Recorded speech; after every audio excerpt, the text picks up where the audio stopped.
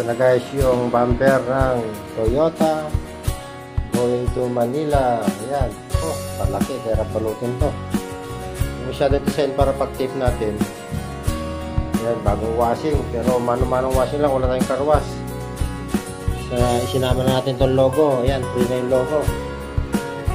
Murang-mura lang yan guys. 500 lang yung bumper ng Toyota natin.